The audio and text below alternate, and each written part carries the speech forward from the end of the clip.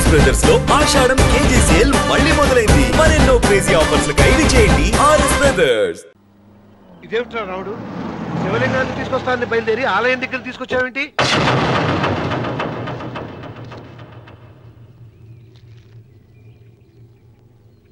ఎలారా ఈ ఆలయాన్ని పడగొట్టాలి? ఎప్పుడు రా సంబశివరాపులం నా సొంతం అవుతుంది? వెంకన్న, నా పట్టుదల కోసం నేను ధరించిన ఈ నల్ల చొక్కా ఎప్పుడురా మార్చేది? ప్రతీకారం కోసం ప్రమాణం చేసి వేసుకున్న నా తండ్రి మొలతాడు ఎప్పుడురా నా మెడ నుంచి ఊడిపడుతుంది? వెంకన్న, చెప్పరా, ఆ ఆలయాన్ని పడగొట్టి ఉపాయం చెప్పు. ఇంత జరిగినా కూడా నీ అహంకారం తగ్గలేదురా? నారు పొయ్యకుండా నీరు పెట్టకుండా ఈ ప్రపంచంలో పెరిగేది ఒక్కటే, అహంకారం. అది నా సొంతం.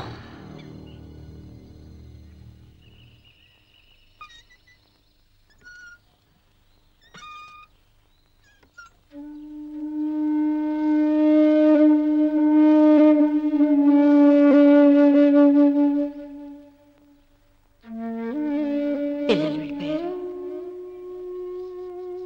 కోడళ్ళు వెళ్ళిపోయారు. వచ్చే రాఖీ పండుగ నాటికి ఇది కట్టడానికి నేను కూడా ఉండకుండా వెళ్ళిపోతానేమో. అవే మాటలమ్మా, నువ్వు నిండు 100 ఏళ్ళు బతకాలమ్మా. 15 రోజులు కూడా పిల్లలు లేకుండా బతకలేకపోతున్నదని 100 ఏళ్ళు ఎలా బ్రతకలన్నయ్య?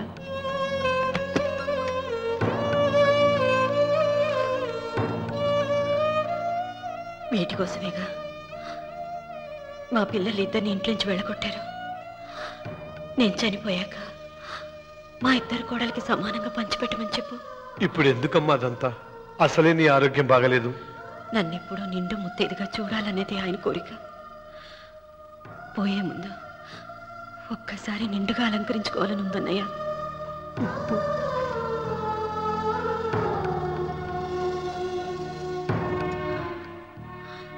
ఈ అన్నయ్య లేకపోతే నా ఈ కోరిక తీరేది కాదు. నీ చేతులతో అలంకరించన్నయ్య.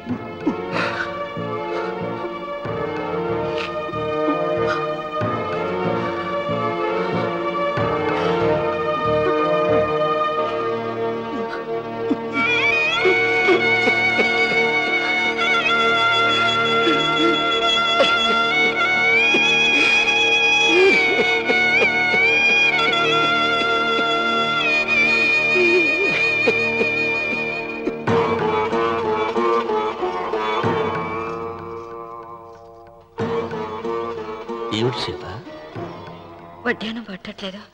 సరిగ్గా పెట్టండి. పేరంటానిక భర్త ముందు అలంకరించుకుని కూర్చోవడం కంటే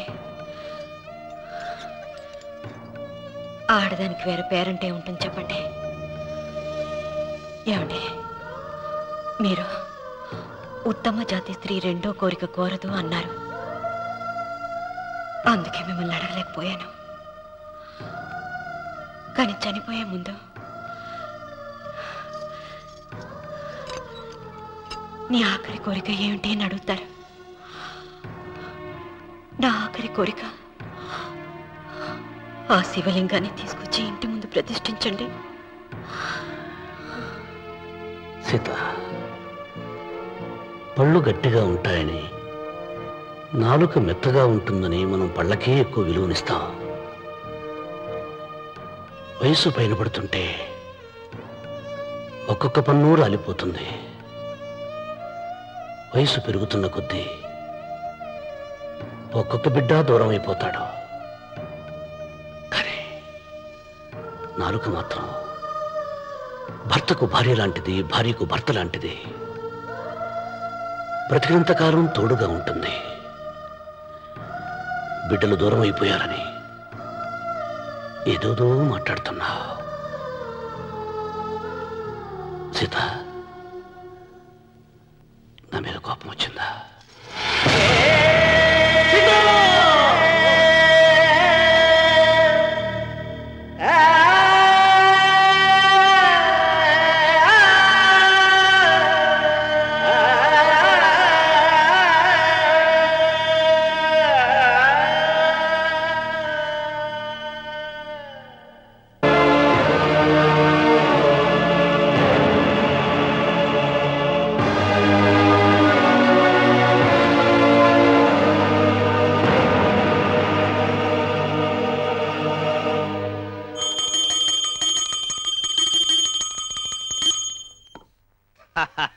అక్కడ రామన్న చౌదరి చచ్చిన పేళానికి దీపం వెలిగించాడు, ఇక్కడ ఈయన అమ్మూరికి ఆరతి వెలిగించాడు. నేను ఆ రోజే చెప్తేనే అది చాలా మహిమగల శివలింగము, దాని జోలికి పోతే సర్వనాశనం అయిపోతాడని. పిల్లలేమైనారు? ఇల్లు వదిలిపోయినారు. పెండ్లాము లోకం ఏడ్చిపాయ. ఇక రామన్న చౌదరితో పాటు ఆయన వంశం కూడా గబ్బు లేచిపోతాడు. ఒకవేళ భయపడి ఆ శివలింగం మళ్ళీ యథాస్థానంలో పెడతాడేమో. పెట్టడు.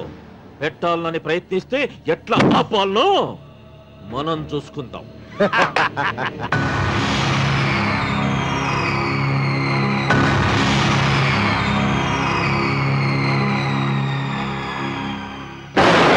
ఆలయాన్ని పడగొట్టించి ఆలయమే లేదు కాబట్టి ఇక పొలం ఎందుకని ప్రశ్నించి అప్పుడు నా స్వాధీనం చేసుకున్నాను. అమ్మవారి ఆలయాన్ని నువ్వు తాకలేవు.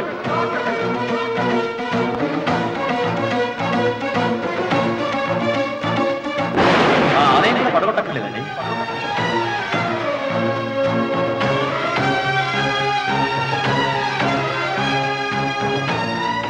నీ వంశం నిర్వంశమైపోతుంది.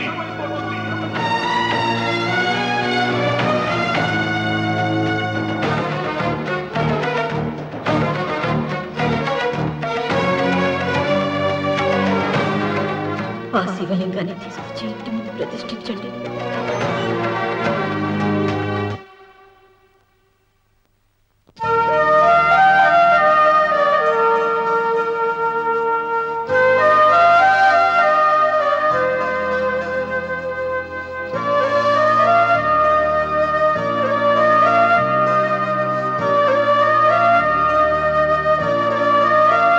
రావుడు, 6 నెలల తర్వాత నీకు శుభార్త. నీకు మనవడు పుట్టారా?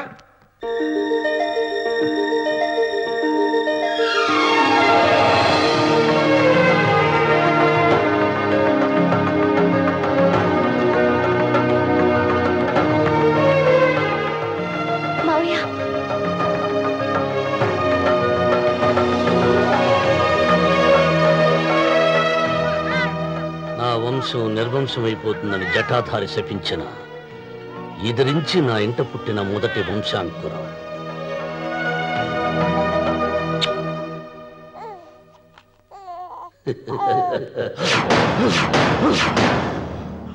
నవ్వుతున్నాడు.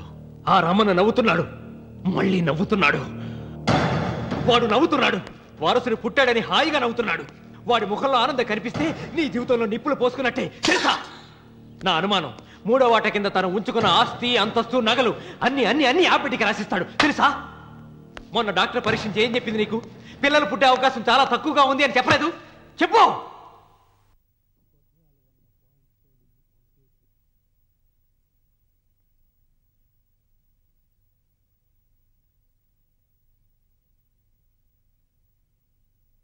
తను ఉంచుకున్న ఆస్తి, అంతస్తు, నగలు అన్ని అన్ని అన్ని ఆ పెట్టి రాసిస్తాడు తెలుసా?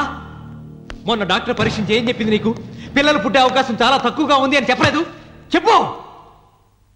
గొడ్రాలు అన్న పాయింట్తో నిన్ను పంపేసి మళ్ళీ కొడుక్కి పెళ్లి జరిపిస్తాడు. దిక్కుతోచని నువ్వు ఆత్మహత్య చేసుకుని చచ్చిపోతావు. ఇదంతా జరగకుండా ఉండాలంటే నీ తోడికోడలు కన్న బిడ్డని కన్నట్టే చంపేయాలి. ఈ భయాలేవి పెట్టుకోవద్దు. మీ నాన్న గుండెల్లో కత్తి కసా కసా దింపిన కసాయి వాడి మీద పగ తీర్చుకుంటున్నాననుకో, అంతే. బిడ్డ చచ్చిపోతే దిగులుతో రుక్మిణి చచ్చిపోతుంది. ఆమె పోతే ఈ ఇంటికి, ఆ ఇంటికి, అసలింటికి అన్నిట్లో నీదే పెత్తనం.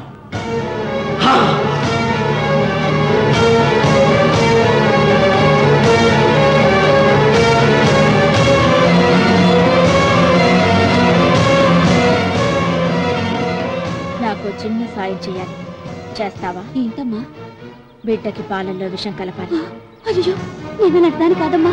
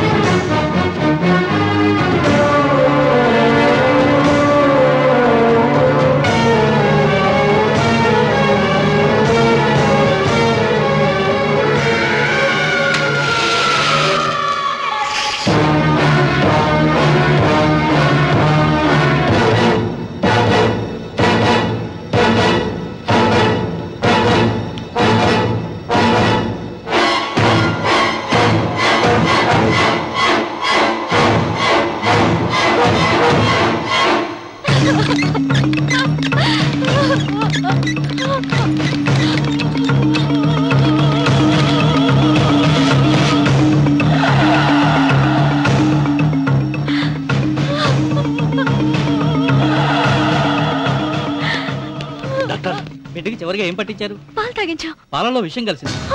Sister, call doctor Reddy. చివరిగా పాలు ఎవరు పట్టించారు?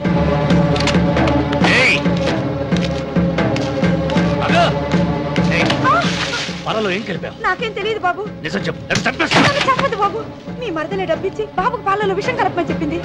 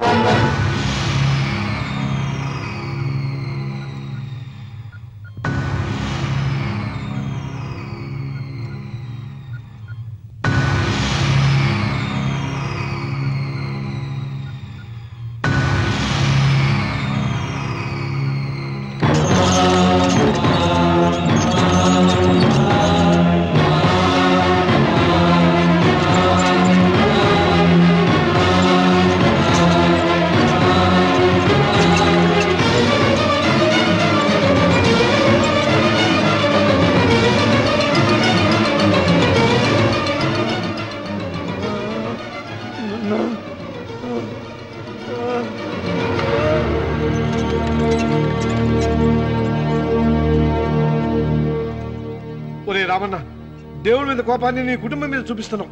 కింద జన్మలో చేసిన పాపం వల్ల నీ తండ్రి అలా అయిపోయాడు, కానీ ఈ జన్మలో చేసిన పుణ్యానికి కాదురా. దేవుణ్ణి చూపించు దేవుణ్ణి చూపించు అన్నావు. నీ కనుపాపంతో ఉన్న సూర్యుడినే కన్నెత్తి చూడలేని వాడివి అసలు దేవుణ్ణి ఎక్కడ చూడగలవరా?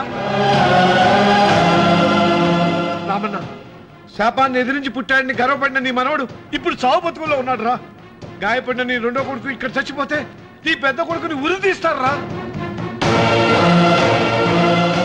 కొడుకుల్ని, కోడల్ని, మనవణ్ణి, భార్యని అందరినీ పోగొట్టుకుని నువ్వు ఒక్కడమే బతికి సాధించేదేమిట్రా? శివలింగాన్ని ప్రతిష్ఠించమను అన్నయ్య అని నన్ను బతిమాలి నిన్ను ప్రాధేయపడి తన ఆఖరి కోరిక తీరకుండానే చచ్చిపోయింది నా చెల్లెలు. బ్రతికుండగా నీ భార్య కోరిక తీర్చలేదు.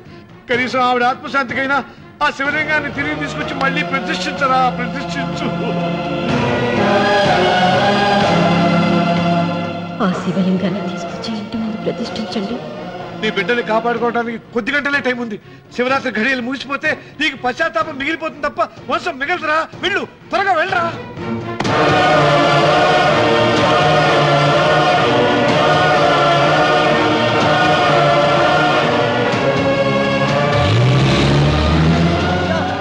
అయ్యా అయ్యా గారు,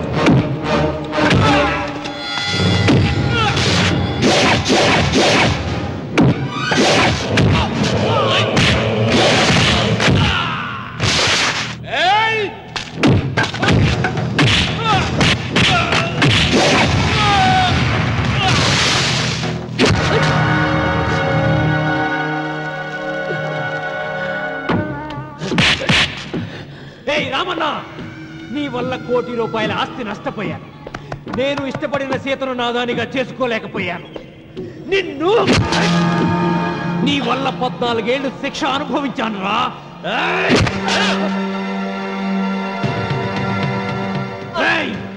ఒంటరితనం నాకు అంటగట్టిన నిన్ను నీ కుటుంబంతో కలిసి ఉండనివ్వనురా.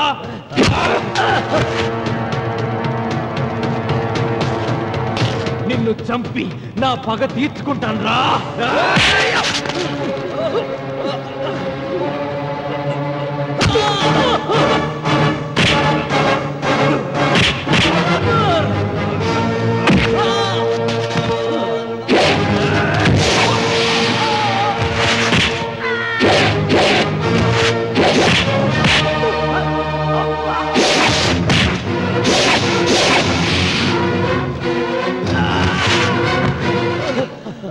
అయ్యా అయ్యా, శివలింగం.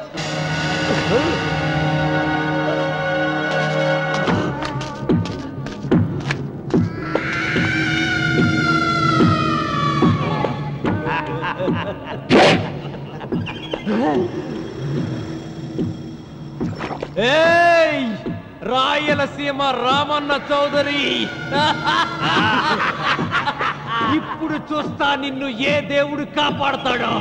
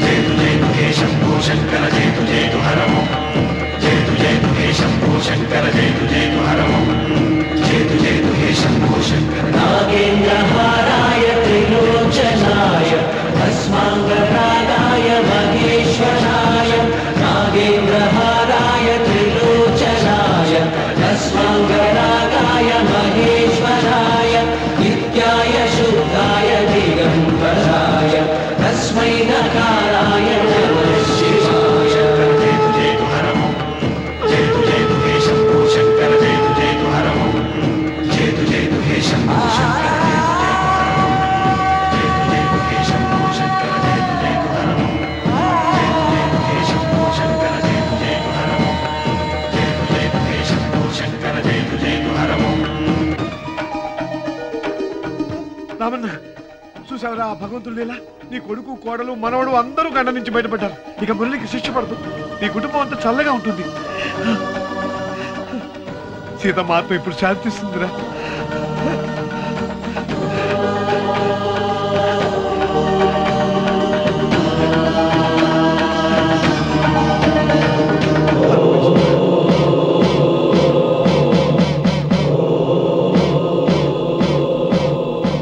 రామన్న రామన్న రామన్న